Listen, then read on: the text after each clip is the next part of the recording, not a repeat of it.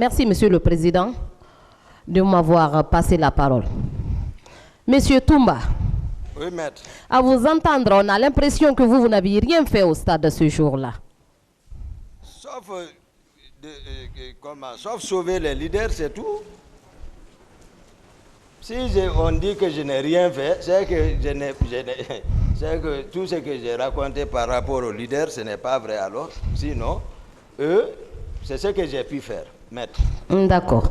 Dans le procès verbal d'interrogatoire du 23 mars 2017, à la 6e page, Oui.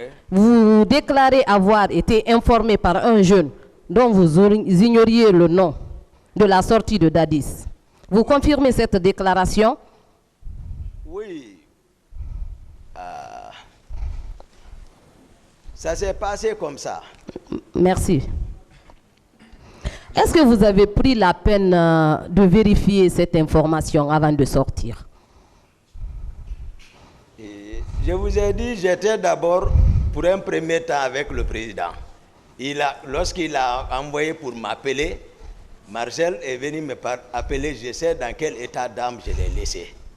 Non, Monsieur Toumba, ma question est bien précise. Est-ce que vous avez cherché à avoir l'information sur laquelle le président Dadis... C'était crédible.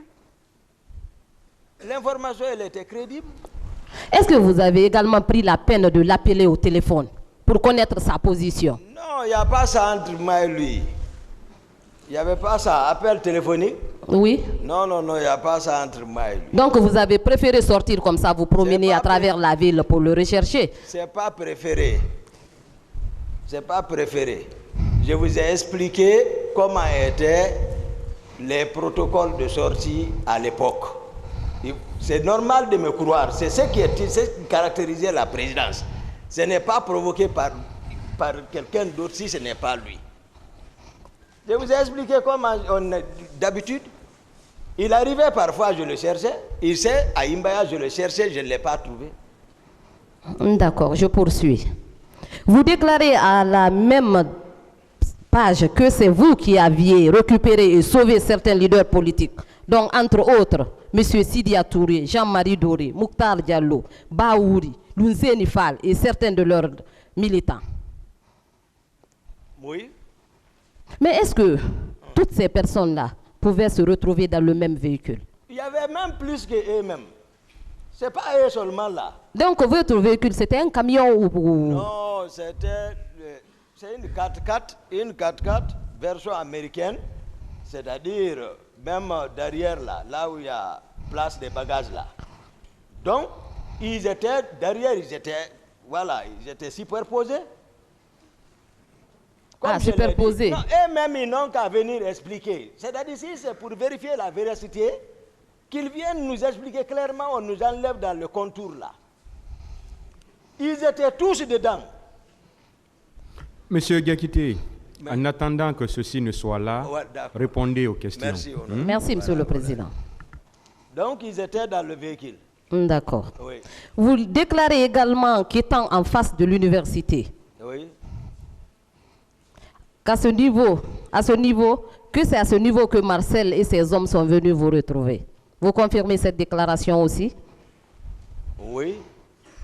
Après, moi j'étais un peu devant l'université, avant le terrasse, voilà, l'espace là où juste pouvait, en face, à la hauteur même de là où se trouvent les photocopieuses là, en allant à gauche, à ce niveau, moi je suis arrivé là-bas. Donc, voilà. Mais quant à Marcel, lui le déclare n'avoir jamais mis pied au stade. Qu'en dites-vous? Voilà. Voilà, maintenant, moi c'est pour cela que je m'efforce, je vous donne la vérité. C'est-à-dire la vérité. C'est ce que moi je suis en train d'expliquer. Tout ce qu'ils ont fabriqué là contre moi, ils ne peuvent plus, c'est-à-dire modifier ça. Parce qu'ils m'ont caricaturé, ils m'ont peint. Donc, moi, c'est ce que je suis en train de vous donner ici, là, la vraie version. Maintenant, en résumé, on doit s'en tenir à quoi? En résumé? Oui, il était au stade, oui ou non? Marcel? Oui, ce jour. Oui, oui, maître. Merci. Je continue. Oui. Vous avez déclaré que le 25 septembre 2005, à la veille de votre départ sur l'Abbé, que vous étiez surpris de la présence massive des jeunes au camp, plus précisément logés à la présidence. Oui. Vous confirmez cette déclaration aussi? Oui. En outre, dans la même journée, le groupe de la garde parallèle composé de capitaine Gono Sangaré et autres se sont dotés à partir du magasin d'importants lots d'armes.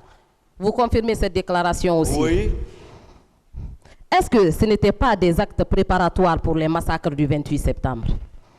Ah, bon, moi je ne peux pas dire des actes préparatoires, mais il y a d'autres choses. C'est des actes préparatoires parce que si ça se matérialise sur le terrain par ça, donc c'est des actes préparatoires. D'accord. Vous déclarez qu'au domicile de capitaine Gono Sangaré, il y avait une cinquantaine d'hommes bizarrement habillés avec des coris. Oui, c'est des centaines, pas cinquantaines. Comme ça, peut-être dans le procès verbal, d'accord. Mais ça dit tout, parce que je ne peux pas dénombrer. Moi, j'ai été surpris de découvrir ceci là-bas. D'accord. Et qu'ils ont même fait disparaître le président Dadis pour un moment. Ils se sont cachés de moi. Qu'est-ce qui prouve que c'était pour un rituel, mais pas pour une réunion préparatoire? En tout cas, franchement, ça, ils se sont cachés de moi. Ils ne sont revenus qu'à 5 heures du matin. Est-ce que ce n'était pas une réunion préparatoire pour les massacres du 28 septembre? Je saurais le dire, le président même est mieux placé pour répondre ça.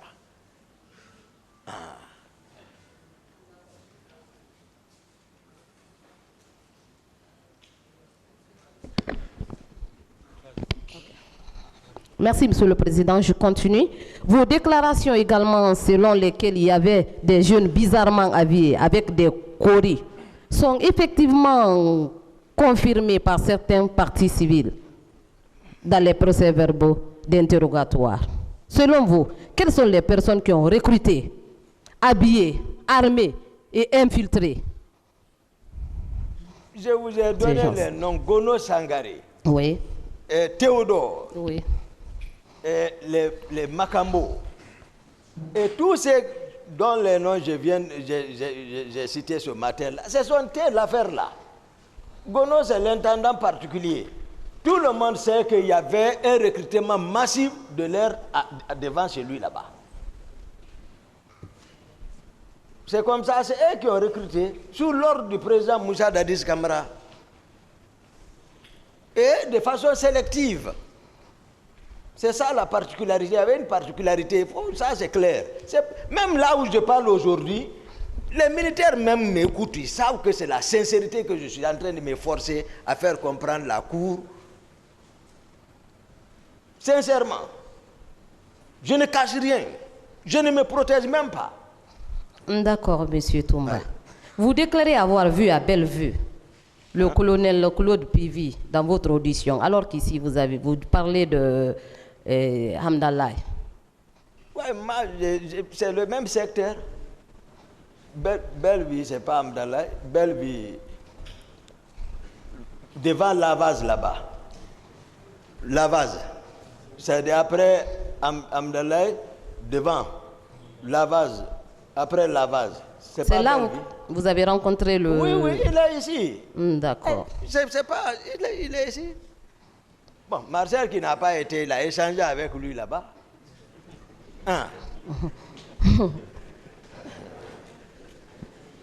Il était seul ou bien accompagné? Non, c'était un long convoi, ça peut aller 10 véhicules. 10 véhicules, d'accord. C'est de ça que je parle, c'était un long convoi. Comment étaient habillés ces hommes? Comment étaient habillés ces hommes? Non, moi je n'ai pas garé, parce que voilà, il y a la rivalité. Je vous ai dit, Pivi, il avait pour rôle de patrouiller. Donc avec les unités mixtes. Il pouvait avoir Bata, il pouvait avoir Kansamur, il pouvait avoir Génie, il regroupait. Après, il sortait. Donc il se pourrait que ça soit ça ou autre. Je ne peux pas mentir sur lui. Est-ce qu'ils étaient armés? Mais pourquoi pas? Ils étaient armés, oui, maître. Non. J'attends. Est-ce que vous confirmez la déclaration de colonel Moussa Kebour Kamara selon laquelle il n'était pas rentré au stade? Ah, colonel, c'est-à-dire, il n'a qu'à dire la vérité. Ah, la déclaration du numéro 1, d'abord, Pivi dit que c'est Teboro qui a reçu l'ordre. La place qu'occupait Teboro à l'époque, et il est là à donner des contre-vérités. Béret blanc, béret vert, tout ça. Et il sait qu'il portait des bérets rouges. Et ce n'était pas son rôle, non seulement le maintien d'ordre. Vous l'avez collé ici, tout ça. Qu'est-ce qu'il cherchait là-bas? Moi, c'est mon programme que je connaissais. Il est rentré, c'est lui qui connaît. Il n'est pas rentré, mais il est rentré. Lui-même, il a dit, vous avez décomposé, expliqué c'est quoi le stade. Il est rentré. D'accord. Vous confirmez également que c'est Dadis, le président Dadis, qui assurait le commandement de la milice et que Claude Puvi assumait aussi des responsabilités. Président Dadis, c'est le noyau central. Je vous dis, tout ce qui tourne, c'est lui. Et moi, c'est mon grand. Moi, je le respecte. Mais il ne peut pas nous entraîner dans ça, là, voilà, comme ça. Étant donné que j'ai fait le maximum pour l'empêcher. Claude Puvi est ministre chargé de la sécurité présidentielle. Nous avons des témoins et des partis civils qui affirment avec certitude avoir vu M. Aboubakar Toumba Diakité tirer sur les manifestants. Qu'en dites-vous? Non. Les leaders vont témoigner. Moi, je ne disposais même pas d'armes là-bas. Merci, M. le Président. Ouais.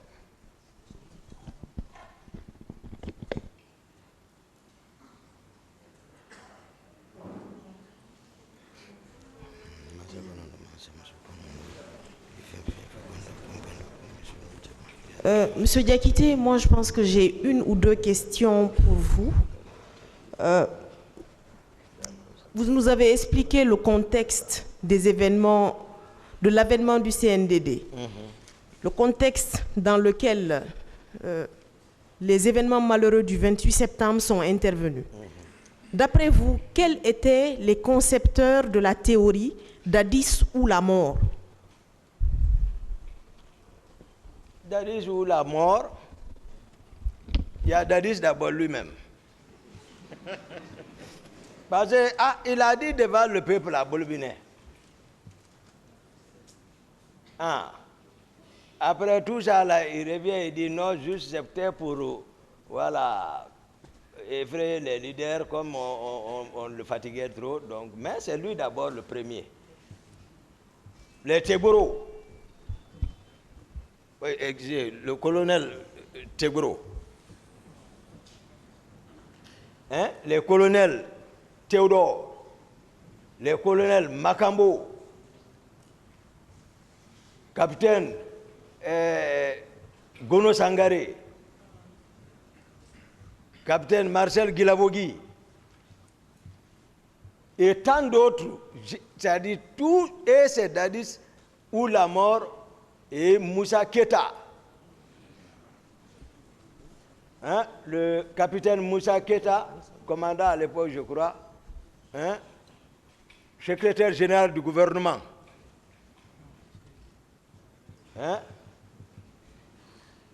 Il y avait d'autres, mais pour ne vous citer que de ça, Dadis ou la mort. Ok, M. Diakité, avec le temps, le recul, beaucoup de choses sont arrivées. Oui. Les événements du stade, Oui. ensuite le 3 décembre, ensuite l'escalade de violence à laquelle vous et certains membres de votre famille ont été confrontés. Oui. Vous pensez que cette théorie de Dadis ou la mort est vraiment une théorie qui a été conceptualisée et qui a conduit au drame du 28 septembre? Oui, à mon avis. Et vous pensez que le recrutement de Kaléa est lié à cette théorie de Dadis ou la mort? Oui, parce que Napoléon nous enseigne pour commander, il faut commander avec tes hommes. Mais ça, c'est des opinions. Voilà, il fallait s'adapter aux réalités actuelles. Ça, c'était dans le passé. Maintenant, c'est pour cela qu'il faut recruter ta communauté. Quand tu es avec ta communauté, tu affectais les autres à l'intérieur pour occuper. C'était ça. Ok, merci. Donc, effectivement, c'est ça.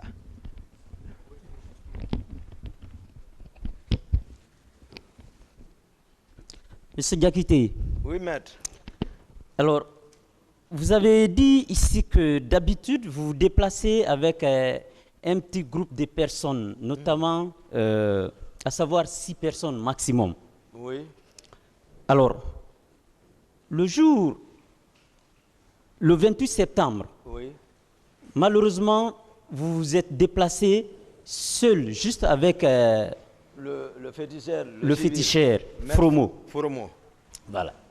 Et vous vous êtes déplacé dans un véhicule personnel qui n'est pas votre véhicule de commandement. Je n'ai pas de véhicule de commandement. Ah bon? Vous n'en avez pas? Il n'y en a pas.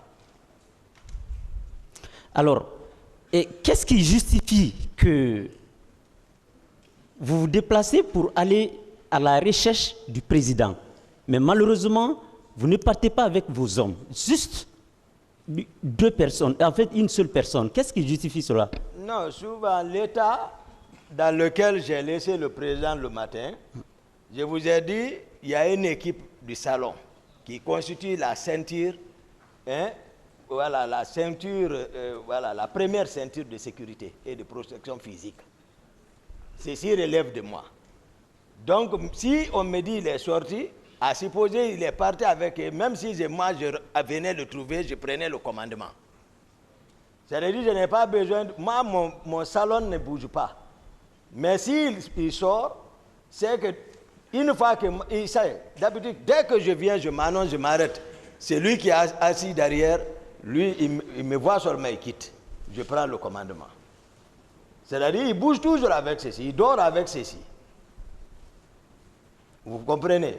Donc, si j'apprends, il est sorti, lorsque le commandant là, peut-être, lorsque le monsieur, le procureur le fera venir, il donnera certainement beaucoup de détails, comment était le salon. Donc, mais si ceci là bouge avec le président, moi je suis rassuré. C'est des hommes que je connais. Donc, moi je peux foncer quand j'arrive, parce qu'il y a la garde présidentielle aussi qui jouera son rôle. Mais la sécurité et tout va physique, direct, et ils n'ont pas pour rôle de combattre avec l'agresseur. Ils ont pour rôle de faire disparaître rapidement le président du lieu. Et laisser la garde présidentielle s'en occuper. C'est ça le rôle de la ceinture, voilà, la plus restreinte. Il peut arriver où il peut prendre le président, balayer même, le mettre au sol, le traîner. Tout dépend de la circonstance. Donc il faut que ce soit des hommes bien formés. Voilà, et ils ne retardent pas sur le terrain. Ce n'est pas pour montrer les muscles. Dès que ça fait son premier rôle, c'est faire quitter le président. Les autres vont maintenant faire face. Donc si ils sortent avec le président, moi je peux venir, comme d'habitude, dès que je m'annonce seulement, il quitte, je prends mon commandement. D'accord. Alors, vous allez me permettre de vous rappeler quelques phrases lors d'une interview que vous avez accordée à la RFI. D'accord. La question qu'on vous a posée est celle-là. Oui. S'il vous plaît, tout récemment, dans votre interview avec la RFI, vous avez demandé à ce que le général Sekouba vous gracie. Est-ce que vous pouvez vous expliquer pourquoi? Parce que celui qui demande la grâce reconnaît qu'il a commis une faute. Attendez, c'était la question que le journaliste vous a posée. Oui. Moi, ma préoccupation, c'est la réponse que vous avez donnée. Oui, voici la réponse. Vous dites non. Effectivement, je voudrais que les gens cessent de dire que M. Toumba a reconnu les actes qui se sont passés au stade du 28 septembre. Au contraire, j'ai bien répondu sur les ondes de la RFI que ma présence, c'était sur ordre. Fin de citation. Ma préoccupation, c'est quoi? Votre présence. Présence où? ordre. Ordre de qui? D'accord. Vous savez, il y a des concepts, souvent avec les journalistes, qu'on ne maîtrise pas rapidement. Il y a des concepts, par exemple, grâce. Effectivement, il m'a demandé, et voici, c'est comme s'il m'avait piégé, parce que lui, il est mieux informé sur ce mot-là, grâce. C'est après que les gens m'ont dit, ah, mon commandant, on gracie quelqu'un déjà qui est condamné. C'est là-bas que j'ai compris ça. C'est un piège. Il m'a envoyé. Sinon, je ne connaissais pas, c'est-à-dire, je n'étais pas habitué à ce mot-là. Gracier quelqu'un. Pour moi, peut-être, le président, c'est... Voilà, tu as vu, il m'a piégé. Je ne connaissais pas la définition là. Il faut être clair. Honnêtement. C'est après, ils m'ont conseillé, ils m'ont dit, ah, l'affaire de grâce là, tu ne devais pas dire, et tu vois. J'ai dit, ah d'accord. Parce que pour s'habituer avec les journalistes, il faut d'abord passer une fois, deux fois exercice. Donc moi, je ne connaissais pas ça. C'est après j'ai compris, on m'a dit que les journalistes peuvent piéger quelqu'un. J'ai dit, ah, j'ai dit d'accord. Maintenant, je n'ai pas non plus été sous ordre.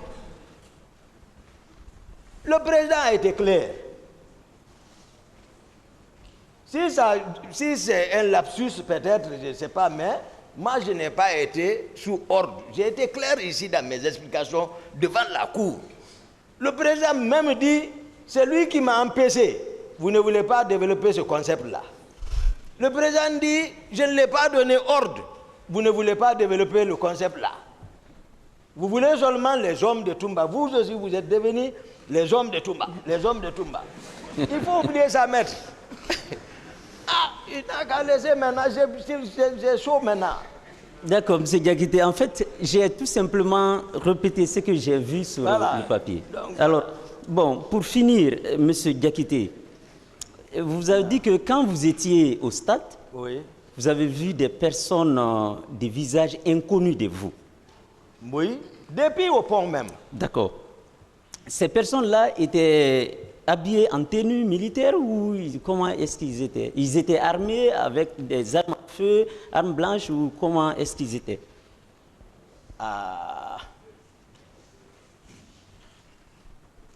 Les gens, parce que ceux qu'on a retrouvés vers l'Andrea, ils avaient les tisseurs de celle-ci là. De celle-ci, les tisseurs de celle-ci, ouais. Vers l'Andrea, à la fin, ils ne savaient pas où aller. J'ai vu ça. Au stade, c'était autre chose. Moi, je n'ai même pas eu le temps. C'est-à-dire, je suis venu en courant, rentrer directement, aller vers les leaders politiques et leur dire, venez vers moi. Ils sont venus, c'est la bagarre, jusqu'à la sortie et revenir pour chercher le président Selou. Évanouir, retourner, prendre mon véhicule, laisser le terrain. Et qu'on pose la question, pourquoi Toumba tu les as envoyés à l'hôpital? L'autre dénature ça. Il s'attribue la paternité de ça. Mon colonel Tchegourou. C'est pas sérieux ça. Pourquoi je suis parti vers une structure hospitalière? Pourquoi Toumba n'est pas parti, malgré tout, pourquoi il ne les a pas envoyés, ces dadis? Pourquoi il ne les a pas envoyés vers un camp? Je vous remercie, M. le Président.